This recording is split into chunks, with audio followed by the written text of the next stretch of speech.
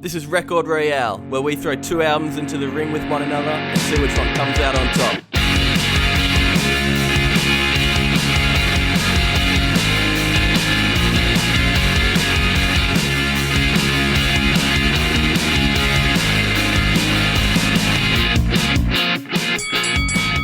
Hey! What? All right.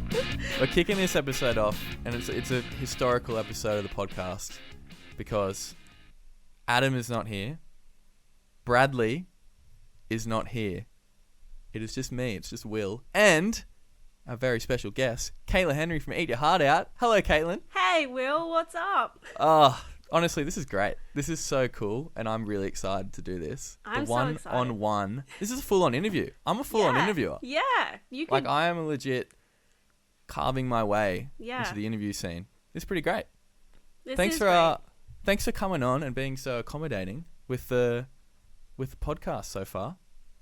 Of course. I am so excited to be here. Mm-hmm. As I've told you before, I'm a fan. I've listened to it. quite a few episodes. And I'm stoked. I was so excited when you asked me to be on this. It's a dream come true. I was so keen when you were keen. We've been chatting for like half an hour now because, off the air, as they say. But so hopefully I'll try and ask some questions I've already asked because I was just so intrigued by what's been happening. Because we've been waiting for Bradley, and I'm gonna call Brad out here. I'm pretty sure he's asleep. So Brad, when you hear this editing, just let us know. Maybe insert something. Insert like a tick noise or a bah if you're asleep. All right. I can't wait to hear that. All right, Caitlin. What's been happening? Eat Your Heart Out world. Have you been like able to keep busy since no shows? Because you guys played a lot of shows. We did. Back in the good old days of shows, we did used to play a few, but we kind of, like when COVID first, came around, we did kind of chill out for a bit. We didn't really do much for a few months. Just kind of took a bit of a sabbatical, which was all right. And then we did play a couple of shows last year, like the seated, COVID safe sort of ones, which were definitely a different vibe. Still had heaps of fun, just playing. Where were they at? So I think we did two different ones in Sydney around the end of last year, and then we did one in Wollongong and one in Newey. And the Newey one especially was so sick. We played at the new small ballroom, 48 Watt Street, which is like... Oh, the church. Yeah, the church. It was beautiful. Yeah. It looked so cool. It's nice, hey? Yeah. Looked really, really cool. Yeah, it was really fun. Just like... We didn't really play Newey that much before anyway, so like getting to play Newey was just really cool. And so then the last couple of months we have kind of really buckled down getting into writing our new album, which we will be recording sometime soon. Ooh. Not going to say... Recording in Australia, I presume? Yeah. As opposed to the last one? Yes. Honestly, even though we just spoke about it before, can you just go through what you told me about recording the last album in America? Yeah, so we recorded the last one in LA. We did a 5-week tour, and then we had about 3 days off, and then we went straight into just under 6 weeks of recording in LA, which was very full on, and it was super intense because we did like a lot of writing in the studio. It was over Christmas and New Year's as well, so we were kind of just all together in this Airbnb. It was like a really sad Christmas, but it was fun, but it was a stressful time. But this one's going to be a bit different because obviously going overseas is like pretty much out of the question. So we will be recording in Australia, but that's also exciting. So yeah. Have you been able to plan like any long-term like tours or shows at all? That sort of stuff's kind of just starting to happen now, like getting into what the touring and stuff will be like once the album's recorded, because ideally we'll have some new music out this year, hopefully. So yeah, that's sort of being sorted out now. We've got nothing like locked in currently. It's all still getting getting worked out. Yeah. Yeah, I imagine it'd be fairly hard to plan that kind of stuff at the moment, especially the big tours. Speaking of tours, I told Tom from the Moving Stills last week that they're like the hardest working band. I reckon you guys are probably also up there with them, because I was just looking, I was going through like all the on your Instagram like highlight of tours. I was like, Jesus Christ, you played some good tours as well. Yeah. Because like you play with like some of the biggest pop punk or punk bands in the world. I was gonna ask, which one out of like all the tours and bands you played with were you like the most stoked when you found out you were supporting? Well, it was actually the one that didn't happen. So we were meant to support Jimmy Eat World right when COVID kicked off, literally the week that like COVID, you know, came to Australia and everything like shut down. That was the week we were meant to play a handful of shows with Jimmy Eat World, and they were like on my bucket list like for years. When our agent was like, yeah, like we've got the Jimmy Eat World shows, like it was the most stoked I've ever been. So that was the one for me, and unfortunately was taken away from us. Pretty sure me and Adam were going to go to the Brisbane show. We were going to fly because we didn't get tickets to, it was Download, I'm pretty sure. Yeah, they were playing Download, and we were supporting them on their side shows, yeah. Yeah, we were going to go to Brisbane because we were like, we got to see Jimmy. Yes. Did you guys, do I remember correctly, did you guys used to cover Sweetness? Yes, we did, and we used to do it so terribly. I'm so sorry, Jimmy Eat World. I reckon, I've said this before, but I reckon that might be like my favourite song ever. It definitely is up there for me. Like, Let It Happen off Chase This Light is actually my favourite song. Is that the last song, or am I heaps wrong? No, I think it's... Chase This Light is an album that I'm not around. Like, yeah. fully. I need to get into way more. Definitely, like, obviously Bleed American is, like, the number one go-to. Like, if I was ever going to recommend someone to listen to Jimmy Eat World, like, Bleed American would be it. But I do like Chase This Light. Like, it's definitely up there. Let It Happen is the second song on the record. Yeah. So the first 3 songs on that album, like, absolute bangers. Big Casino? Is that on that one? Yeah, Big Casino's the opener, then Let It Happen, and then Always Be, which is always also one of my favorites, yeah. I got to dig into it. That's like the one that I just have not listened to, because Clarity is probably my favourite album of all time. Yeah, Clarity is a good one as well. And then, Bleed American's a classic. Yeah. Cool. We should get into the albums that we're doing today. Yeah. Tiger's Jaw, Spin, and Better Oblivion Community Centre. What made you pick these two? Because I thought it was a bit like, I was expecting like a couple of classic pop punk albums, then you chose these two. I was like, hell yeah. I did think about going the classic pop punk route, but then honestly, like a lot of the ones that I would have chosen, like my first thought honestly was that I really wanted to do A Fever You Can't Sweat Out, but like of course that had already been done. Like of course it had. Yeah, that was pretty early on too. And it was with Cork Tree, right? Which is like, I would have done that exact pairing. That was like my first thought was that.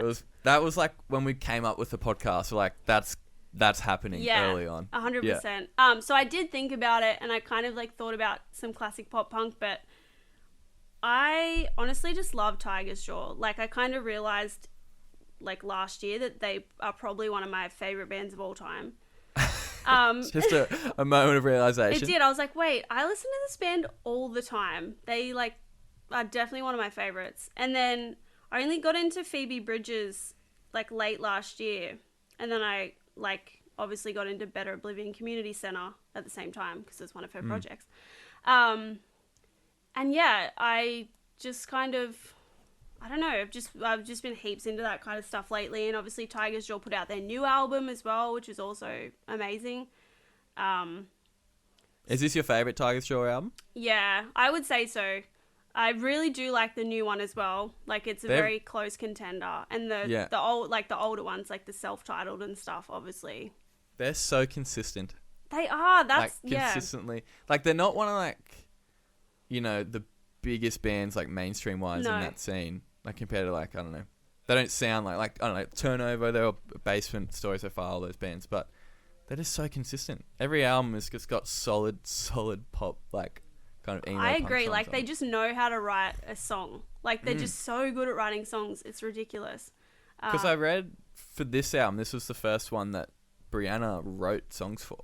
I'm pretty sure. Yes. Yeah. So because obviously she always like sung the harmonies and stuff. Yeah. But yeah, this is the first one. I read that as well, where she actually wrote songs and obviously sings as like the main vocalist. Yeah, which I thought was so cool, and I think that's part of why this one is my favorite, because like I love her voice and I love when she is like the main as well. Yeah. So yeah.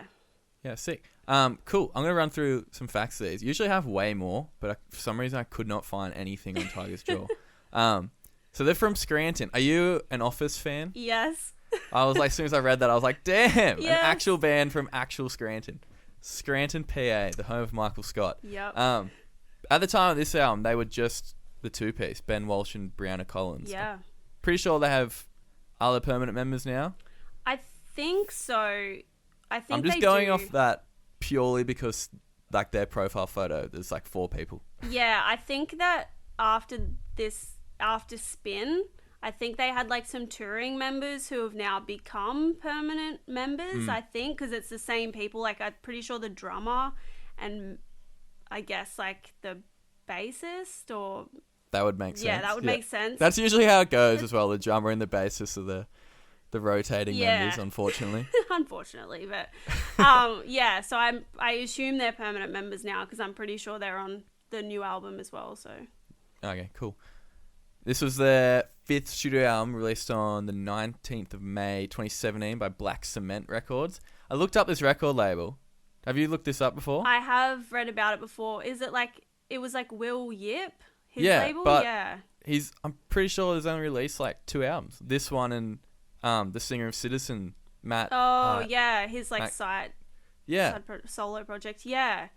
And I couldn't find any other albums, and this was 2017, so I didn't know what the go was there. Because then Tiger's Jaw moved to Hopeless. They're on Hopeless now.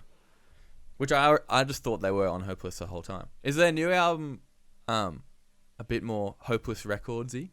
No, it's still definitely like along the lines of this album. Oh, okay. That's cool. Yeah, it definitely feels like a direct continuation of this album to me. Like, it's still 100% Tiger's Jaw. Okay, yeah. Well, I just thought that was interesting. They went to Hopeless. Yeah. Yeah, sweet. So it was produced by Will Yip. We've mentioned him before like 4 or 5 times because he's done pretty much everything ever. Have you ever had any work done by Will Yip? No, we haven't. There you go. We'd love to. Like, he's definitely, he's definitely like... He's the guy. He's the man, yeah. So would love to work with him in the future. Yeah, because we mentioned him recently on the Story So Far Basement episode. Yeah. But I'm pretty sure might have mentioned him when we did Wonder Years as well. Yeah. That would probably make sense. Or maybe Turnover. Definitely Turnover, yeah. Yeah. And there was 3 singles, Guardian, June, and Escape Plan. All freaking killer tracks. Bangers. Better Oblivion Community Centre formed 2018. So it's Phoebe Bridgers and Connor... How do you pronounce his last name? I think it's Oberst. Connor Oberst. Yeah. From Bright Eyes. Yeah. That's his like main project. I'm pretty sure there's like 100 other ones. Yeah. I was going through the list. I was like, damn, he's busy. This was their debut album, released 24th of January 2019 by Dead Oceans. Phoebe Bridgers and Bright Eyes are both on this label, funnily enough. And then also Alex Leahy is on Dead Oceans. Yeah. It was produced by the 2 of them, as well as Andy Lamaster, who I was going through his like credits. He just seems to be Connor Oberst's like personal producer. Right. He's worked with him on everything. Okay. A few other things, but I really couldn't like make note of anything else. Yeah. There was only one like official single, Dylan Thomas, because I think they kind of dropped the album unexpectedly or randomly. I think so, yeah, because like, as I said, I only got into it last year, so I didn't actually get into it when it first dropped, but I think I saw that as well. Yeah, they just kind of were like, surprise, here's our Which I always album. love. Yeah, which is sick. Like if you have the, the clout existing, to do that. Yeah, pretty much. Yeah, I'm so all for it, especially when like massive bands do it. I remember when Radiohead just deleted everything, and then the next day they had an album. I was like, that's just what you should do. If you're the biggest band, you should just do that. Yeah. This charted pretty decently. It was 23 in the US and 76 in the UK, which is pretty good for an album like out of nowhere. Also, Ben Walsh of Tiger's Jaw has writing credits on Big Black Heart. Did you know that? Yes. I read about this the other day, just purely by accident. Oh, really? I don't even know how, like, I don't know. I was looking at something. It might have been on Reddit or something like that. Yeah. And someone was like, Tiger's Jaw is credited on Better Oblivion. And I was like, what? I was like, that's such Pretty a weird random connection. And then I looked further into it. I don't know if you read this as well. It's because Phoebe Bridgers is a fan of Tiger's Jaw. And she felt like that song, like that she stole the riff from Tiger's Jaw accidentally.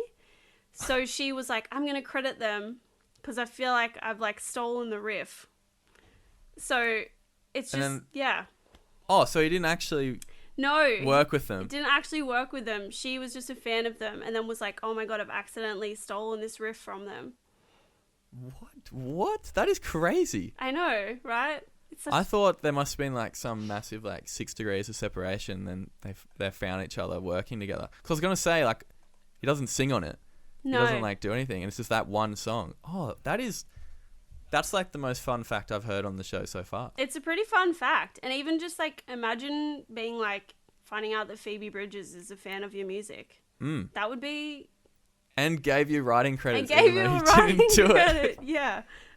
Shit, that's so good. Does that mean he would, like, get paid for that? I guess, yeah. However that works. That's a pretty... Yeah.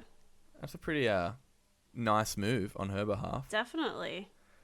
Cool. That's all I got for the little facts. Let's get into Smash for these albums. We kind of mentioned before, but I reckon the best thing about both these albums are the constant vocal harmonies, like the mix between male and female voices. It just hits so different. It really does. That I think that's why I'm like obsessed with them, because just love, you know, a good harmony.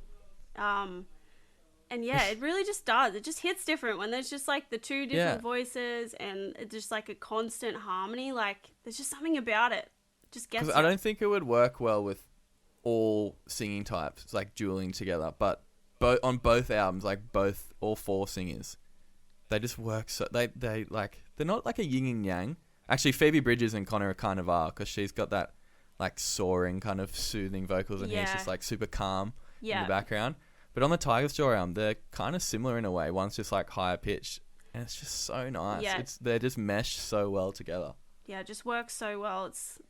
They just have something special. Their voices are just like made to work together. It's great. And I love it that it's not like just in choruses. It's like the whole time. Like in a verse, it will have this killer harmony. Yes. I love that. It's honestly, I think it's why I gravitate towards it so much, because it just draws you in. And you're like, damn it, I just want to hear more of these harmonies. Yeah. Well, I mean, you said it before when, what's the singer from Tiger's Jaw saying? Brianna Collins. When she sings like by herself, it still like rips. Yeah. It's so good. I love the songs. What songs does she sing? Is it June she sings on? Yeah, June and... I think the other one is Brass Ring. There's definitely another. Yeah, Brass Ring. Yeah. Because June was one of the singles. That's like pretty sick. I don't know if she wrote that. Is that one that she would have... I think she did write that one. Yeah, that's really cool then as well. Yeah. That's like one of her first tracks. That song is so good. Okay, Escape Plan, the 4th track. That is such a good song. That was actually the first one I heard off this album. I remember we were on tour and someone put it on in the van. They were like, oh, Tiger's Jaw put out a new album. And they put on Escape Plan. And I was like, hold on a second. I was like, oh my God, how have I not listened to this yet? And that song got me hooked. Because that starts with like the key acoustic and like the keys, and then it just builds up, and that chorus vocal is so catchy and fat. Yeah, it's such a good hook. Oh. It's so good. There's parts on the Tiger's Jaw album where their vocals just soar, like absolutely rip so hard. Obviously on the Better Oblivion Community Center album, Phoebe Bridgers just does like for most of the time. But I didn't know that the Tiger's Jaw singers just ripped it that hard in some points, like on Escape Plan. Yeah. Sometimes they just like, because obviously a lot of it is kind of like more chill, but sometimes they really do just like hit it, and there's just like a massive soaring vocal part, and you're just like, damn, just gets you right in the soul. I think that was like my favorite part of the Spin album was when they kind of went for it, because I don't know, my only qualm with it was like some of the music, not the vocals, get kind of like samey, like with the drum beats and like chord progressions. Yeah. But the vocal melodies differ so much in each song that it still gets like a pass on that front. Yeah. Because I don't know, with both albums, it felt like I'd heard these before. I definitely had like skimmed through Spin, but it felt like after one listen, I knew every song. Like I knew all the hooks. I was like, damn, that's really nice. And it was like they're riddled with like these original vocal hooks, but they just stayed so fresh in my brain. I don't know how. But yeah, I totally agree. I think that this album, like, they really just like nailed the hooks. Because like obviously that's what you want. Like you want someone to listen to it once and be like, damn, like these hooks are embedded in my brain. Whereas like the Better Oblivion album, some of the songs I think have really good hooks, but it's kind of like the opposite. I feel like it took me quite a few listens to be like, oh yeah, I remember that song now. There's a lot more like musical breaks in that album that are still like really like, I don't know, intriguing. Yeah. But then when the vocals do come back in though, they do like really go hard. They sometimes they're like quite tear jerking. Like the lyrics, they have really good songwriting. I don't know if you know this, everyone, but they're really good at writing songs. Like, damn, like some of the lyrics are just so good. Like they kind of like, I don't know. I was trying to read about what all the songs are about, but because they're all about such like complicated and like all about different things. I was like, damn, this is kind of overwhelming. But one of the tracks, is it? I don't know how to pronounce it. Is it Chesapeake? Yeah, Chesapeake. I think that's how you say it. I don't know how to pronounce it, but like all about like the music industry and like different artists like falling from grace. And then it says "Sweet Child of Mine," and it's like a little reference to like Guns N' Roses. I was like, damn, that's smart. That's really good songwriting. Yeah, I feel like Phoebe Bridgers and Conor Oberst as well, I guess, like both of their styles, I guess that's why it works so well together. Like it seems like the way they write lyrics is almost kind of like sort of a stream of consciousness kind of thing, where they just kind of like just let it flow out, you know what I mean? And they just kind of like, it just kind of goes in like all these weird like dark places, but they just kind of go with it and end up telling like some wild dark story. But yeah, it's such an interesting way of writing lyrics, and it's very like, I don't know how to explain it, like it's very like real. Like I feel like they don't really use that many like metaphors and stuff, but it's like it's still, when you write lyrics, do you like who are you influenced by like lyrically? Do you, as a vocalist and like songwriter, do you get influenced by specific like songwriters, or is it more just like the band and the style, how they I think I do. Like I think Tiger's Jaw definitely like recently as well has been like a pretty big like lyrical influence, because I feel like they do metaphors and stuff, like they create like really beautiful imagery.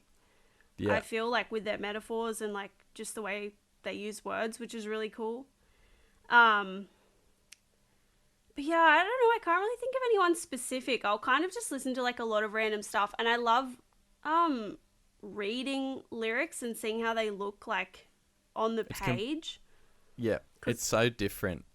It's so different, I think. We're just doing this podcast, and like last week we did Jet and Oasis, who are they don't really have like the strongest lyrics when you just read them, but then when you put them up with like they're just like straight rock and roll music, you're like, it fits, it's all good. It works, yeah. But like if you read it, you're like, oh, this is pretty trash.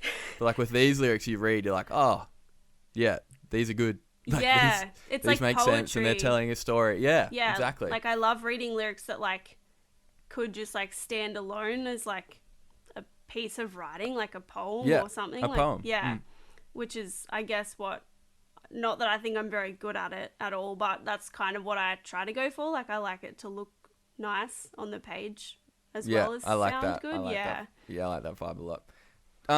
Dylan Thomas, the single, was that song huge? Because I definitely heard that song. I think it must have been, because I feel like I had heard it before I started listening to this album as well. I guess because, as you said, like it charted. It probably got played on Triple J. I can definitely say that happened. Yeah. Because it's definitely like the most poppy, kind of accessible track, I think. On the album. Definitely, yeah. It's a bit of like a red herring. Like you hear it and you're like, oh, okay, so the whole album's going to be like this. And then it's like, oh no, it's a lot sadder than this song. I actually, funny you say that, I expected the album to be way more somber than what it was. Because the opening track, didn't know what I was in for, was that acoustic. Yeah. And I was like, oh shit, I'm in for a slow little week here. But then, like, Sleepwalking Dylan Thomas pick up pretty fast paced. Not fast paced, but like a bit more, like sonically there's a bit more going on. So I was like, immediately got into it after that. But some of the back tracks, like, I'm going to get into it later, but My City, that song is so good. Like, it kind of stays at like the same kind of level, but there's like that guitar line that just stays through the whole song.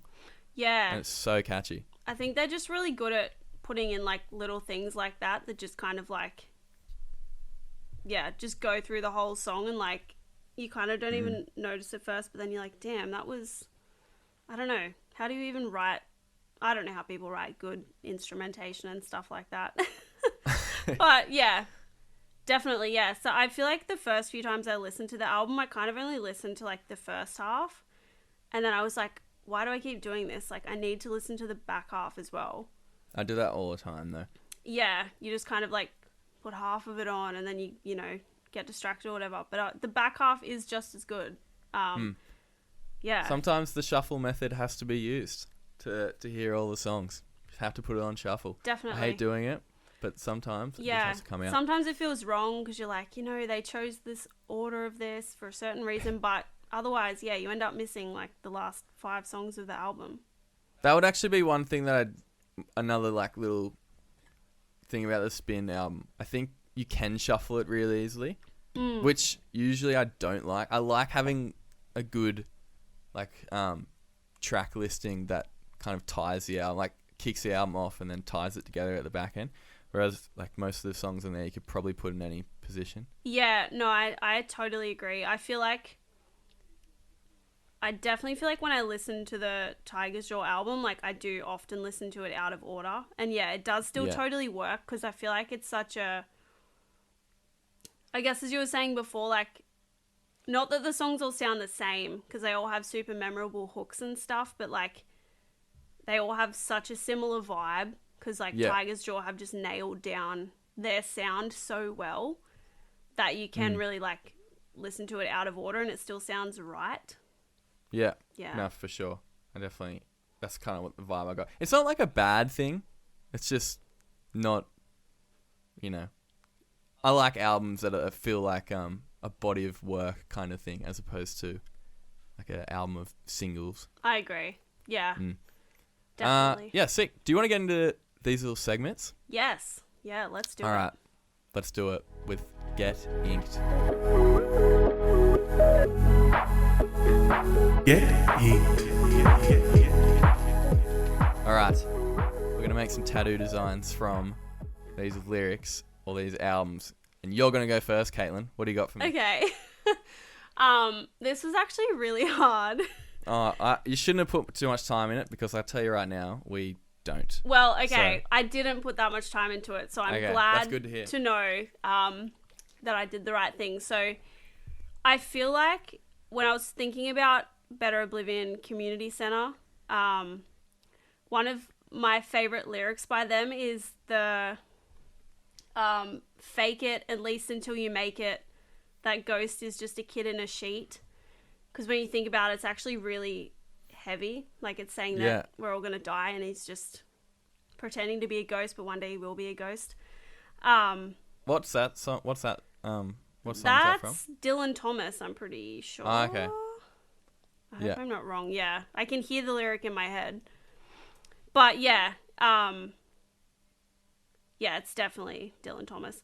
So yeah, it's the tattoo idea is just like just a ghost, like, you know, just a classic like kid in a Halloween costume ghost, but then I guess you could get the lyrics around it as well so that it makes more sense. But yeah, I like it. It's like not that exciting, but I was like, Could be. At least it could actually be a tattoo. It could be an Most actual of ours tattoo. are never tattoos. Most of ours are like murals. Did you have one for Tiger's Jaw?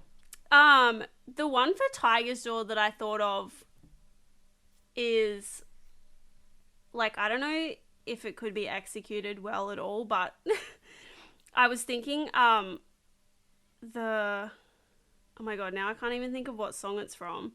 It's the lyrics that's like, fragile mind will break into 1,000 parts. Why is my brain not working on what song it's from? But It's alright. What's the tattoo? yeah, so the tattoo is like a skull. You know, like in Avengers, It's from Escape Plan. Escape Plan. Yeah, that's right. Yeah. You know from, is it Avengers, like Infinity War, when Thanos like dissolves half the world and they all kind of like float away in like the weird little like flakes. Yeah. I just pictured like a skull like cracking into like 1,000 parts, but it's kind of like floating away like the people dissolving. Yeah, I like it. In the That's Avengers. That's got to be like our first Avengers style tattoo. And that's really good. What a great movie. Yeah. I don't know how I haven't actually done that before. I like it. They were both good because they're both good because you can actually get them as tattoos, whereas mine you can't. So mine from Tiger's Jaw, it's also from Escape Plan. It's okay. So the line is, I put it all on the line. Would you be my escape plan? The chorus line. Yep. So you know in Prison Break where the dude, see I didn't watch Prison Break, so I don't know his name, but the main character like gets the tattoo over all his body of the prison, like so he knows how to escape. No, I did not know that. I've also never watched Prison Break, but... Okay, well, it's all good. Okay. Because I'm hoping anyone listening will know what I'm talking about. But, so it's just like a huge full body tattoo. Like a map? Like a map of the prison? Yeah, that's Okay. pretty much what he has. But I'm getting just like, I don't know, all over my body, like the lyrics from the album and like the artwork. Yeah. And if I don't fill up the space, then I'll just get like a couple of prisons on there as well. Yeah, for nice. Prison Break. Just random prisons. Yeah. As I said, probably not going to get that as a tattoo. Then from Better Oblivion, from the song, is it Chesapeake? Yeah, we said that before. Chesapeake. Could be wrong. Who cares? A smattering of applause, a silver moon, and a cover song. I just thought of like the most covered song at like a Sunday outdoor bar venue, and I thought of Amy Winehouse Valerie. So it's a tattoo of Amy Winehouse sitting on like a crescent moon, just I love that. chilling.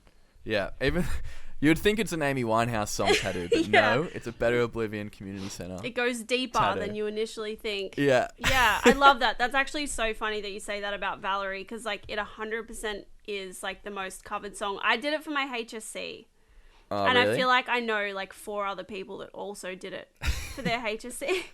But that's different though. But like, come on. Yeah. If people still playing that track every Friday, Saturday, Sunday night, I think it's a bit done. I think it might be done, that song. And it's not even an Amy Winehouse song. Yeah, isn't it a cover? Yeah. It's a cover. Damn. Okay. Well, if anyone's listening and still covers it, please don't. Stop covering it. Stop All right. now. Yeah. Put down the guitar. All right, let's do the ad.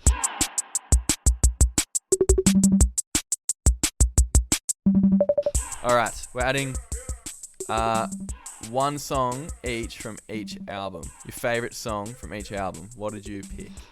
My favorite song from Better Oblivion Community Center album is Dylan Thomas. Yeah, me too. I had that too. Yeah, it's just an absolute banger. Like, there's a reason it was the lead single. Yeah. And it was really hard to choose for Tiger's Jaw because Escape Plan is definitely up there, but I think I'm going to go with Guardian.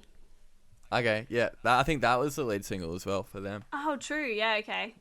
Damn, I'm Yeah. just a basic surface level lead single, nothing deeper here. Yeah. That song's really catchy though. I actually had Favorite, the second song on the album. Yeah, Like the nice. 2 minute, straight to the point, and that chorus looks so good. Like, what's the favorite way to know? Yeah, it is a really I've had that good in my hook. head all week.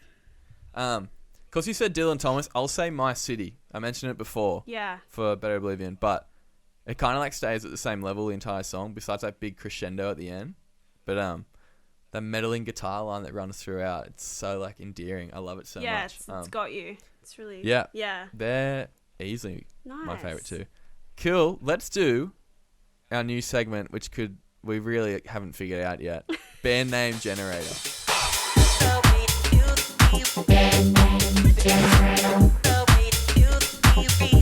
Also, he's not here, but I will give a shout out to Brad, because Brad makes these little our segment themes, and we don't hear him before because he does it at like midnight the night before it gets released. And Brad, you killed it. I love it. Sounds great. Okay, do you want to go first? Sure. Okay, so this one was also really hard. Yeah, sorry, I didn't really give you too much to work with. It's totally fine. So I was thinking for Better Oblivion, the song title Big Black Heart. I don't know why, but I picture this with like a glam rock, like a glam metal kind of band. Steel Panther. Yes, like pretty much, yeah, Steel Panther, but they're called Big Black Heart. And I don't know why, but yeah, that's just what I first imagined. And I don't know. That's pretty much all What would their debut album be called? Big Black Heart presents Love Me One Way and Don't Look at Me the Other. Yeah. Big Black Heart. Have you Steel Panther? Like, they got to be the most washed up band I've ever seen. Yeah. They're still doing the 80s. I guess it works the for 80s them because that's like kind of their. I guess because it is the gimmick, but yeah. I was a fan of them. Like, I thought it was pretty funny when I was younger. And I guess some of it's still kind of funny now, but a lot of it I'm like, Yeah. I mean, are they taking the piss? They are, yeah. Okay. It's like fully satirical. It's like all a gimmick, but... Okay, well, that makes it way better. Yeah, it would be absolutely horrendous if that was all legit. They would have been cancelled a long time ago. Yeah, that's what I thought. Okay, so my band name is actually a solo artist. Okay, so Dylan Thomas is... I wrote out his like biography. Yeah. Here. So if he gets a gig, this is what he'd say. Okay, Dylan Thomas is a 32-year-old solo artist who got his big break in 2014 by finishing in 8th spot on that year's X Factor competition. After that, he was lucky enough to record and release his debut EP, big 4-track, through Sony, where he had no input in any of the songwriting and was forced to do a national tour, performing at every Westfield around the country. After that, he split with Sony, and he self-recorded his debut record, Sunlight and Sickness, and he's changed his name to Kid Thomas, inspired by Kid Cudi and Kid Rock. That's Dylan Thomas. Oh, man, that was so much better than mine. Yeah, usually the way this goes is like, I'll put way too much effort into these little things, and then Brad will put no effort into it, and then Adams will just be super whack and crazy and probably the funniest one. But really, all we need is the band name, and the fact that you gave us Big Black Heart, Steel Panther vibe. I think that works too. Yeah, oh man, Dylan Thomas, your guy. You can catch Dylan Thomas performing on the streets of Byron Bay, no shoes, and like, what are those big shirt? Oh, what are they called? Like I'm cooking it. I'm not gonna remember, but just like one of those ragged, he's worn it way too many days. Mum hasn't done his washing in a while, kind of shirts. Yeah, I know exactly what you mean. Like, it's probably like Offends branded or something. Yeah, definitely. But like super ripped. Cool. Another great successful band name generator segment. There we go. Off season 4 is on a high. All right, we got one more segment. Let's do it. 2 truths and a lie.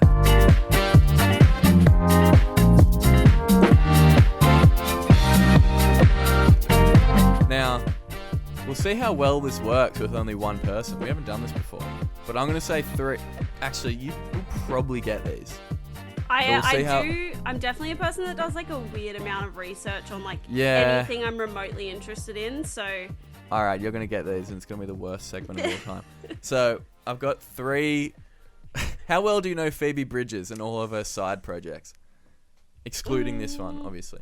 I don't know. That I could be fooled. All right, we'll see. So I got 3 bands that she's played in. You got to pick which one I made up. Okay. All right. So number 1, she sung in a band called Chandler's Mistake. Number 2, she played bass in a band called Sloppy Jane. And number 3, she played guitar and sung in a band called Einstein's Dirty Secret. Oh my God. So which one's a lie? Chandler's Mistake, Sloppy Jane, or Einstein's Dirty Secret? Have you heard of any of these before? I have not heard of any of these. Awesome.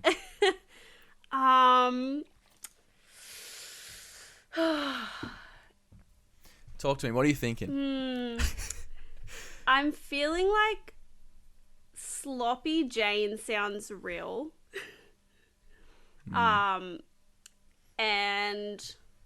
was the first one Chandler's Mistake? Yeah. Hmm. And the last one was Einstein's Dirty Secret. That's my favorite one. I'm just gonna... Okay. I'm gonna say that Sloppy Jane is the lie. Really? You changed? I've changed. I've backflipped completely. Okay. Okay, so she did play guitar in a band called Einstein's Dirty Secret. She guitar and sung, actually.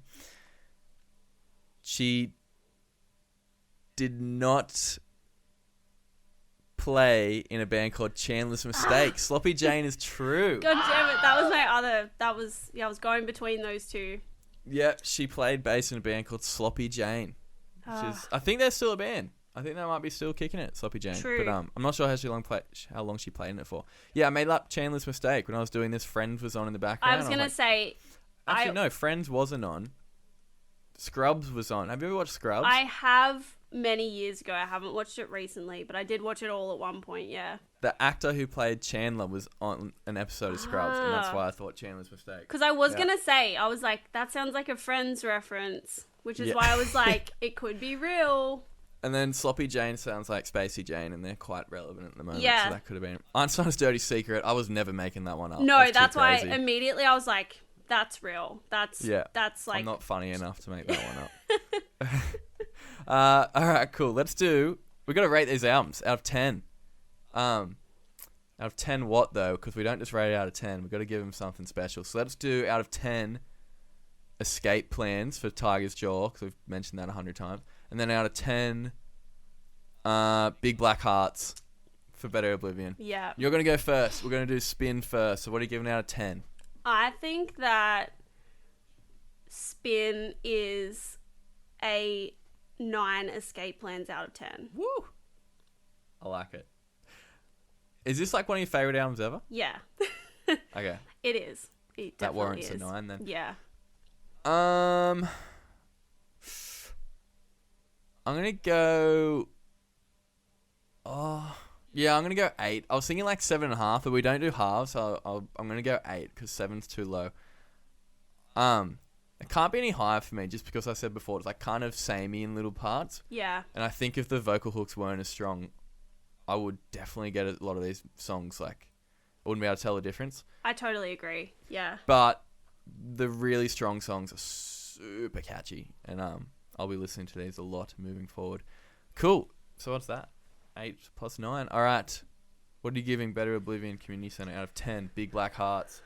I feel like for Better Oblivion Community Centre, I am going to go with a 7. Okay. Interesting. Yeah. I feel like I do really like the album, but as I said earlier, like, a lot of the time I just kind of listen to half of it, and then I don't really listen to the whole thing. Like, and it's not because like, the songs in the back end are obviously still really, really good. But I just, like, I feel like sometimes it kind of just, like, loses me for a little bit. But I still think it's a really, really good album. And, like, I love the lyrics in it. I think they're, like, absolute great storytelling. Yeah, the lyrics rock. Yeah.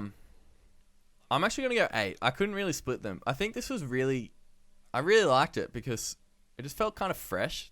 I don't know, just to what I've been listening to and what we've been doing on the podcast, and then just hearing this and hearing really detailed songwriting with, you know, I don't listen to this music all the time, so it kind of was like a nice breath of fresh air. So I'm going to go 8 because I thought lyrically it was so strong, and yeah, I can't really split them, so I'm going 8. But that doesn't matter because Spin wins. This is the first time it's out of 20. So we got 17 out of 20 for Spin.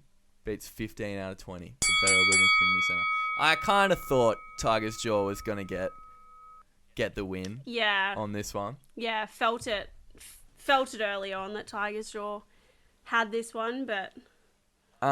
When you chose these two albums, did you know you were going to do these two? Did you pick Tiger's Jaw first? I can't remember if I asked that. I don't think you did. So yeah, because we were talking earlier how I did think about some pop punk and all that. Yeah. And I did kind of pretty early on think, I definitely want to do Tiger's Jaw because, as I said, they really are one of my favorite bands. And then the more I was thinking about it, and I was thinking about how I've been listening to heaps of Phoebe Bridgers and Better Oblivion Community Centre and stuff, and I was to me they kind of they're definitely very different albums, but to me they kind of give me similar vibes, mostly just because of the constant harmonies and the dueling vocals and all that really just they just sit in a similar space for me, I suppose. So I kind of, just to me, they are very similar albums, but they're also super different. Because when you said them, I thought they were going to be super different, but the more you actually look into it, they're pretty similar. Yeah. I think it's more just the vocals, the male-female vocal 100%. lineups. Yeah. I mean, I feel like they kind of have a similar vibe.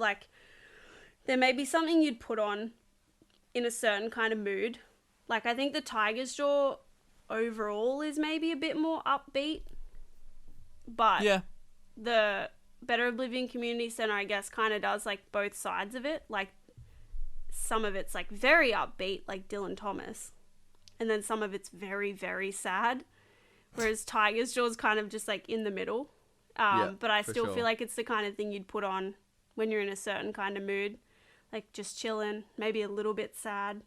A little bit sad, just a little bit, yeah. Had a bad day. Yeah. Yeah, cool. Awesome. Well, thank you so much, Caitlin, for coming on and doing the first ever one-on-one podcast episode.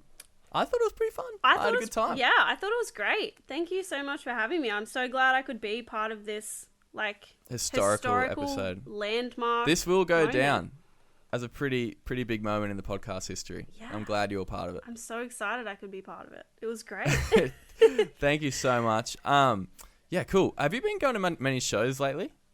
No. There hasn't been really many shows to go. I reckon I've been to one. Since COVID hit. Yeah, I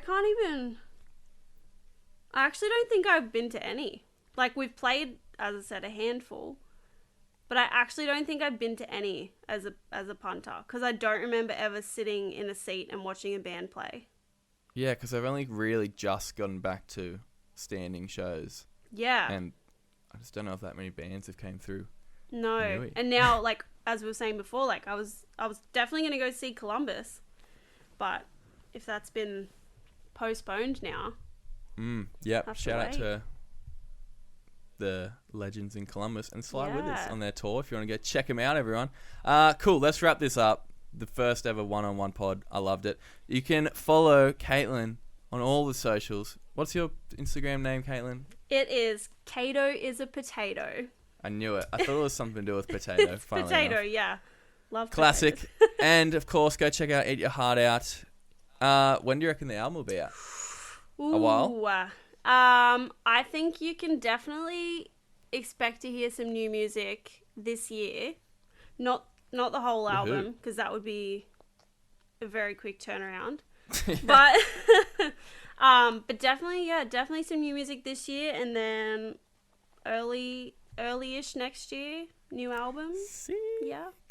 Awesome. You heard it here first, exclusive. All right, we're wrapping this up again. I always go on way too long at the ends, but I think the good people love it. Also, we should mention, maybe it's a bit too early, but we're going to have some merch. That's right, and that's all I'm mentioning. Follow us on the socials at Record Royale. You can hear it. All right, we'll see you next week. Love you all. Bye-bye. Bye.